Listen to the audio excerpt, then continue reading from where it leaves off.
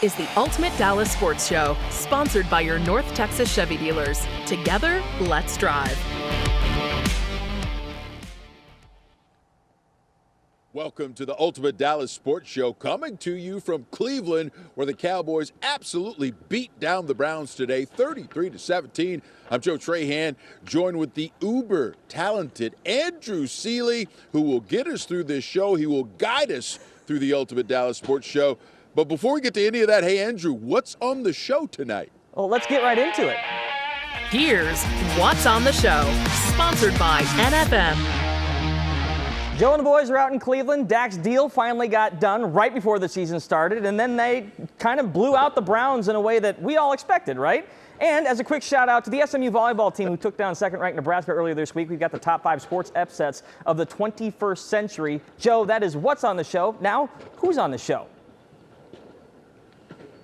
Hey, we got our great friends on the show. And listen, we're talking Cowboys, and these guys are on the beat. They cover it all the time. First of all, we've got the one and only Clarence Hill from the newly launched DLLS. It's been fun to watch that, Clarence. We appreciate you being on the show tonight. We've also got Saad, Yousuf. He joins us as well. Great work for The Athletic and other things. He's on the ticket as well.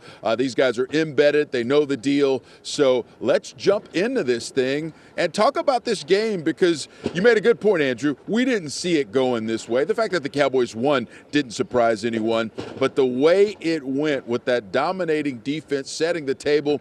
Clarence, what stood out most to you? Defensively, I mean, they just swarmed. I mean, they it wasn't just Micah Parsons, it wasn't just DeMarcus Lawrence. It was DeMarvion Overshawn beating down Cleveland Browns like Texas beat down Michigan. I knew that was coming. You know it was coming, right? I knew it was coming. I mean, it was coming. Fast all over the field. He led the team with 11 tackles. He had a sack. I mean, this is what we thought we were going to see last year. That defense was quite impressive. Certainly the Browns were without their 2 tackles. They're out, they're starting running back, but they just made Deshaun Watson almost like a JV team. Did they even go to training camp? That was just some bad football. What'd you think, Saad? Well, I'll stay on the defense for a second, and I'll go to the guy next to Overshown and Eric Kendricks. You talk about a signing that was so important for this team coming into this offseason. They didn't even have linebackers playing linebacker last year, and for Kendricks to have 2 sacks. By the way, the first time he's had 2 sacks in a game since he did that against Mike McCarthy's Packers in 2016. So for him to do that and tally an interception, and we're talking about the defense, we haven't even mentioned Micah Parsons, who had another dominating performance. And on the offensive side, to me, I was shocked by how good Ezekiel Elliott looked. I'd love to see if he can maintain this for a full season, but it was a hell of a start for him in Cleveland as well. Yeah, what about you, Andrew? What'd you think? I thought, to me, like you guys kind of pointed at it, the defense was the most remarkable part of it, but at least where the offense is concerned, I thought they kind of weathered that first blow. That initial sack that Dak took, I thought was going to be a portent of things to come for the rest of the day, but they got the ball out quickly for the rest of the game. It really felt like they were in control on both sides of the line of scrimmage. Joe mentioned it in the sports special a couple minutes ago. The running game still needs some work, obviously, but Saad's right. Zeke was way better than I expected coming into this, and I liked how they used him, not just taking him out of the backfield, but getting him out in space, letting him actually run over some guys for once, or at least try and make some guys miss. Joe, what'd you think? It was interesting. It was interesting in the locker room because Zeke even said it himself. He said, listen, this is the first game. Of course I'm going to be fresh. I need to be that way in December, and I think that was the best point there. And we'll get to the offense, but I don't want to leave that defense just yet. A couple of things. Micah Parsons told me, man, Deshaun Watson's hard to get on the ground. There were a couple sacks that he thought he was going to get for sure, and Watson just scampered away. So I am really curious about how this Mike Zimmer defense is going to dial things up against a quarterback like they face next in Carr. And listen, he's got some mobility, but not like Deshaun Watson. He's not as slippery and as good on his feet and as nimble and as nifty as Deshaun. So I'm looking for big things from this Cowboys defense, which leads me to this, Saad.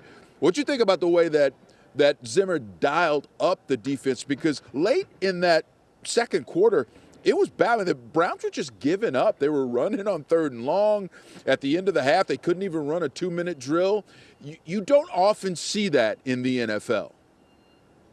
No, and I thought you were asking a great question after the game to all the defenders, Joe, when you were asking if Zimmer got into Cleveland's head. And I do think that happened. You could just see how confused they look. Deshaun Watson hasn't been pressured like that in his career. Literally, statistically, it was one of his most pressured games of his NFL career. And I thought, another thing that stood out to me on that front when we were talking to Trayvon Diggs, he said that they have more than 50 calls on defense, and they only got to like 3 of them. So it's not like, even though it looked like Dallas threw the kitchen sink at Cleveland, there's still a lot more creativity to come from Zimmer. Listen, it's a great point. And again, Clarence made a great point as well, because they were down a couple of tackles, including their starting left tackle. So I don't want to go too far with it, but I haven't seen, the confusion aspect of a defense like that in a long time. All right, we got plenty more to talk about. Cowboys get the big blowout win, 33-17 against the Cleveland Browns. We're going to take a break, but we're talking about Dak's contract when we get back.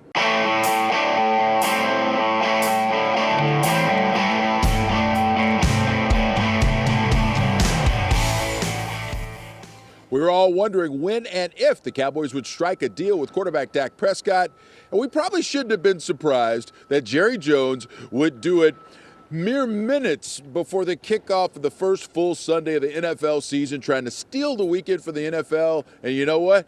He did, because it's what everyone was talking about. Dak Prescott signing that mammoth 4-year, $240 million extension. It includes an $80 million signing bonus and $231 million of it guaranteed. All those are record numbers. Dak Prescott, the highest paid player in NFL history. What's your first initial reaction when you hear that, Clarence? Well, it's what we expected. I mean, that's just it. I mean, it's shocking. The numbers are shocking, but the numbers have been the numbers since last spring. I mean, the number came out, it was going to be $60 million. And people didn't want to believe it. People just, because the highest paid quarterback is making $55 million. But the Cowboys set it up when they had Dak on this 4-year deal, $160 million deal, with a $55.4 million cap figure, a no tag clause, a no trade clause. He would get. The scary part is he could have got even more in open bidding process as a free agent. So yeah, the numbers are astronomical. The numbers are crazy, but the numbers are kind of what we expected. The thing is, what took Jerry so long to get this done? Because we knew what it was going to be. And I asked Dak if he and Jerry were planners. They had that old tete-a-tete last week, and Dak, I don't trust anything he says, and Jerry says, we don't need to sign Dak to a deal. Then a week later, it gets done. Of course, we all know deadlines make deals for Jerry Jones and the Cowboys. There was an unofficial line of demarcation with the start of the season to get this deal done, and they got it done right under the wire. Well, listen, I thought it was interesting. You're right, because as soon as Trevor Lawrence got paid $55 million, that became the floor of any Dak Prescott deal, and probably the subfloor, and that's why we are where we are now. It did feel like there was a lot of theater involved to have it take this long. What was your take on that part of it, Saad? Well, I think we've seen this happen with the Cowboys and Jerry Jones in particular, but Dak Prescott is a very professional person. He's somebody that doesn't let these things become personal, doesn't get his feelings hurt too much. I mean, we saw this happen with CeeDee Lamb just now with the LOL tweet from Oxnard. We saw it happen with Ezekiel Elliott, with the Zeke Who comments.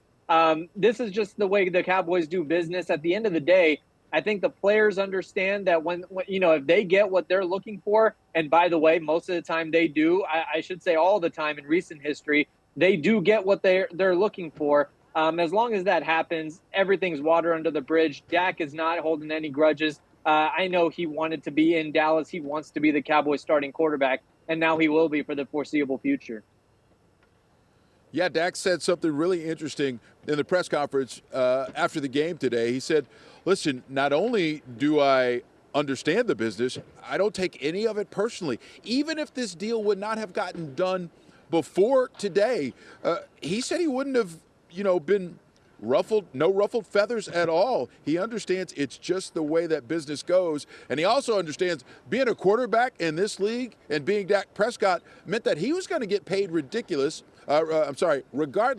whether it was from the Dallas Cowboys or someone else at the end of this season when he became an unrestricted free agent. So he had all the leverage. He used all the leverage. And listen, it's something that Jerry Jones should not only deal with, but he should applaud, because it's what Jerry Jones does all the time. Most of the time, Jerry Jones has the hammer, and he's not afraid to use it. Dak had the hammer this time, and he used it. And I don't blame him at all, because that is how the NFL goes. Andrew, what do you think about the deal? I'm just dumbfounded by this little bell curve we've done as fans or observers of this entire thing, where we spend the beginning part of the offseason basically saying they've done nothing to go all in. They haven't done anything in free agency. Then they sign the three guys, which is two of the three guys. We haven't gotten to Micah yet, but they've signed two of the biggest free agents that everyone knew was going to be on their radar, just like they said they would, which we were critiquing at the beginning.